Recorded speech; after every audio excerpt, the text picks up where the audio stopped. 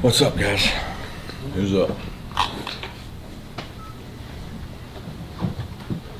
few days in now to the bye week, just how do you feel like the team has handled these last few days and just how productive things have been? Sunday was recovery day off. We didn't see the guys. They had treatment, but we didn't see them. And then Monday was a recovery day that we put the game to bed and looked at future opponents and did some walkthrough stuff and got them out of here a little bit, get a little freedom. And then today we went back to work and had some good work today. I thought the guys had a really good attitude. Took on some more opponents for the future, and we've been preparing mostly as a coaching staff on things we got coming up. How much has the experience in the receiving world helped you guys? Like some of those guys coming back for their second year, some of those more experienced guys having that mentorship role for others? Well, I'll take experience anytime. I mean, talent and experience are valuable. I don't know which one I'd rank ahead of the other because talent as a young player and experience as an older player are both valuable. And we've got some really unselfish people in there. I think when you look at Marcus Rosemy and what he's been through in injuries and coming back, Arian, what he's been through in injuries and coming back, Dom, what he's been through in injuries and coming back, and even Ladd. You know, it's like those guys really care about each other. They compete. They've got a great unit in there, and trying to get all of them back at full strength. Kirby, you mentioned some of the future opponents. Will you work on a bit from each of those 5 remaining games, or just like games that have new wrinkles, or what? No, we try to work on all of them. We don't have enough time. You know, we only got 3 days, so we assign out to the staff every team, and then they give a presentation to the rest of the staff on that team what they might be doing new from this summer and anything new they're doing this year that we might need to prepare for. And if anything's an oddity or it's really different, then we work on it today and tomorrow, and then we start towards Florida on Thursday.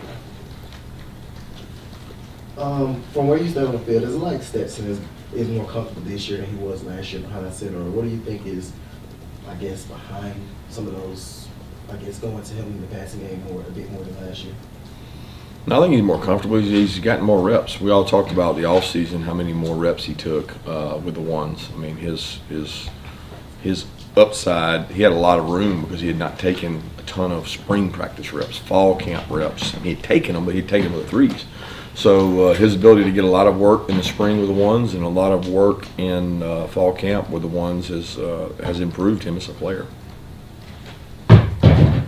Sorry about that. Obviously, there's going to be a lot of talk about potentially looking ahead, you know, with who you have on the schedule coming ahead. How, as a coach, can you tell when your team is 100% locked in and when they might be, you know, looking ahead, not necessarily having an eye on the ball? Yeah, this is Georgia-Florida matchup. I don't think you have to worry about that. I mean, I might understand if it was a non-conference or an FCS, but that's not going to be the case on Georgia-Florida. Yeah, Kirby, I know the bye week is usually where y'all do a lot of self-scouting and things like that. Just what do the nuts and bolts of that look like? Is it looking at film? Is it taking things out of the practice field? What does that look like for you guys through this weekend and next week? I just look at everything. We go back and say, why has it been the way it's been, and can you explain it? You know, some statistics don't have enough real-time examples. You know, you don't have sample sizes. Like you evaluate punt. We got 15 punts. You know, that's not normal to have 15 punts. So you can't. It's harder to evaluate that. You know, we're not great in giving up return yards, but we're really pretty good in net because we have 2 returns on the entire year. You can't get a sample size from 2 returns. So you look at what you've done well, what you've done poorly, and how can we do it better? And we sit down as coaches and say, all right, what do we need to do to win the next 5 games, 6 games? And we target that area and really focusing on our weaknesses and trying to strengthen our strong points. Kirby talked before about how sacks aren't the key metric, but where do your all's metrics, analytics say you all are as far as pass pressure in general, and does it need to get better?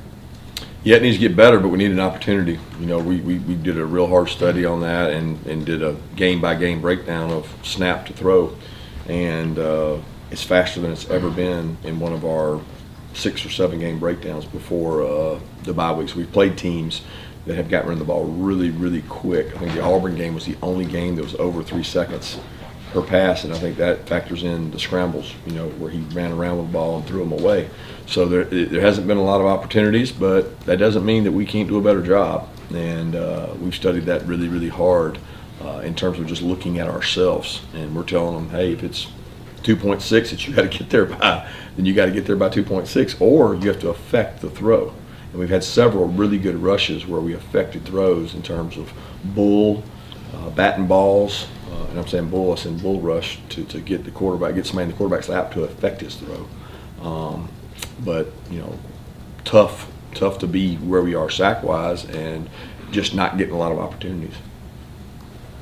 We've gotten to see a little bit of Dalen, especially last Saturday. Just what have you seen from his development through this first year?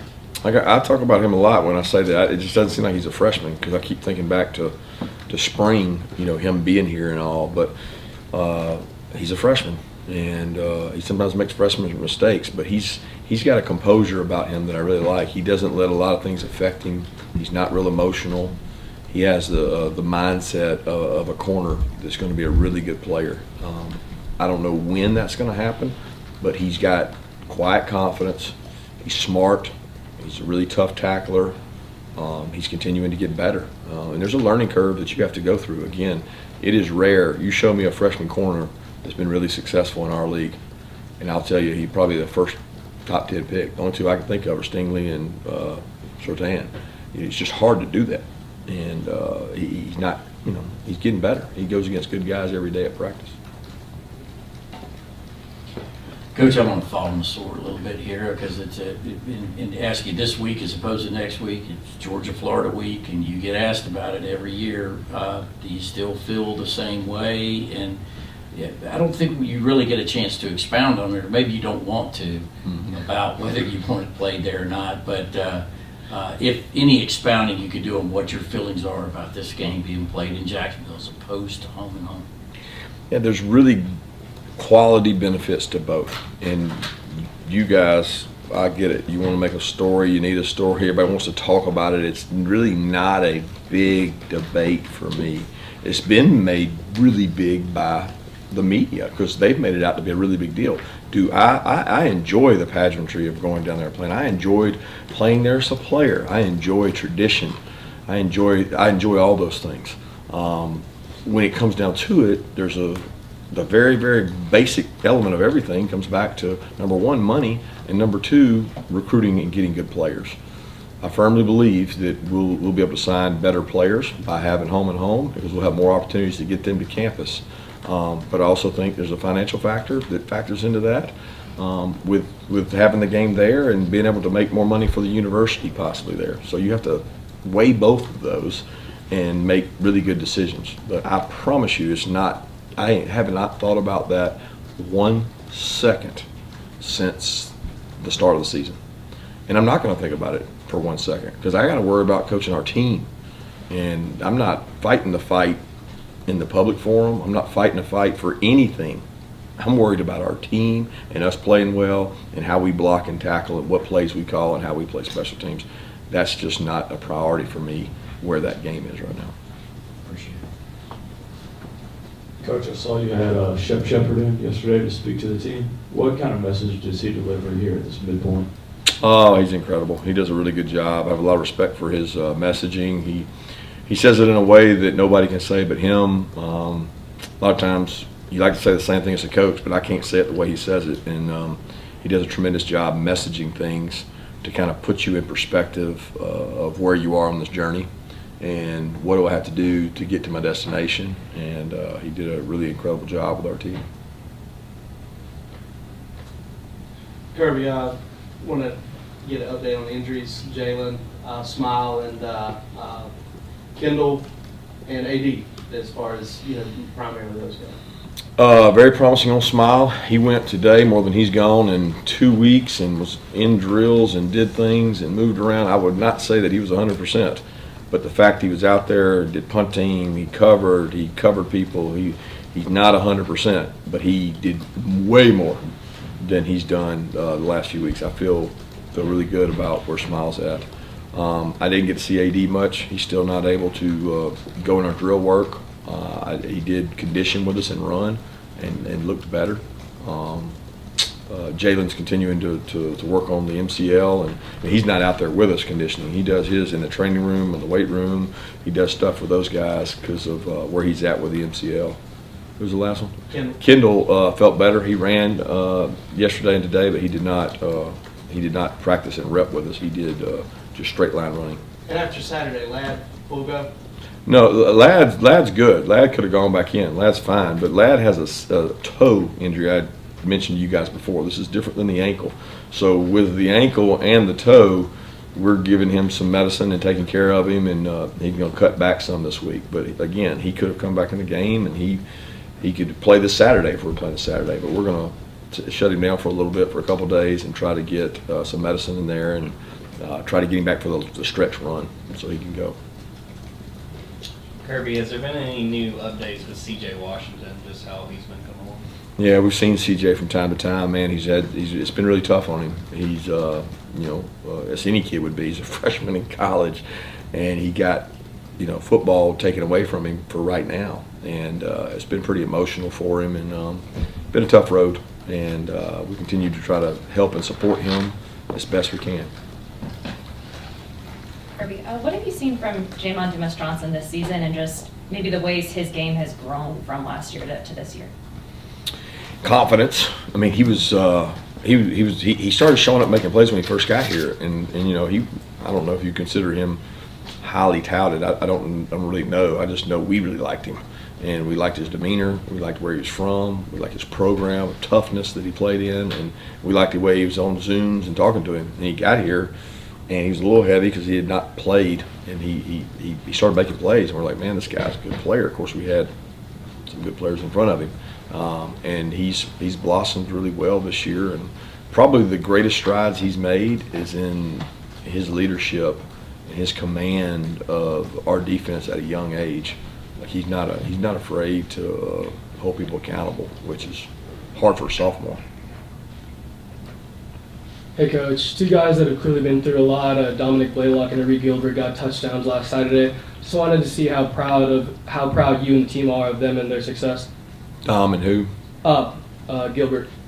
Yeah, I'm super proud for both those guys. Dom to get that catch and AG to get that catch. I think it's really incredible for both. And Dom's been through think about 2 ACL injuries, and to come back and have the success he's had. He's as tough a kid as I've ever been through, and as quiet a kid that I've ever been around that just does not complain about anything, and he just goes out and works. Do you think you use Dom's story to inspire kids like Washington? Well, it's a little different. I mean, there's a neck injury there that's pretty serious. People come back from ACLs, and unfortunately he's got 2. But when you start talking about a neck injury, you're talking about the rest of your life, and it's just a tough call there. When talking about Keely, we talk so much, obviously the measurables, the physical talent, but you've also spoken a lot about him wanting to improve his confidence and play better that way. How have you seen him grow in that aspect during the course of the season? Talking about Keely? Yeah, Keely. Well, he's playing with a more awareness in terms of coverages, route recognition. There's a lot to play in a corner that you got to play, and he hadn't played a lot like what you think of a lot of football. I mean, he didn't play his freshman year, and then last year he battled into the starting position, I guess, after game 2 or 3, and then he's played a lot of football since then. But he's still growing as a player. He's really improved his tackling and his toughness. It's always important in that corner that you make plays on the ball, and he's got opportunities to do that, and he'll continue to get opportunities because I can promise you the next teams we're going to play are going to throw the ball, on our corners. So we're going to have to make plays. Got time for 2 more questions? Quickly, I was going to ask you about trust because I don't think you gave an update on him, and also regarding Gilbert. Is an open week, give them more of a benefit when you have an opponent to prepare for it in terms of helping them catch up to speed more and things? I hope so. I think it gives him an opportunity to practice and get more reps and get an opportunity to go out and compete, and even on special teams, like to go out and compete and do things. Trust is fine. He practiced all today. On the tight ends, first 7 games, would there have been maybe more 13 personnel, more rotating if Eric had been ready to go the whole time, or has it kind of played out the way it would have either way? I don't know if I can answer that. I don't know. I mean, 13 gives you a chance to do some things, but you know, sometimes having similar bodies doesn't cause problems for a defense. Like, it just sounds good. You know, everybody likes it because it sounds good. But you know, eventually you have to have space players to create space. And some of our best plays have been space plays, like Ladd out in space, Kieris out in space, Dylan Bell and Rosemy and AD when he's healthy. I mean, you got to have space players to play. I'm not saying tight ends aren't, but you know, you kind of start playing in a phone booth when you start doing 13. And really, Darnell's greatest attribute is his size and his ability to do things in the run game and then play action off of it. You know, AG's kind of similar in that regard. Brock's a little more space, so I don't know that it would have been any more or not. And you know, Oscar's come along well, and he gives us that luxury to do that too. We do it more based on what we think how the other defense will play it. Thank you, Coach. Thanks.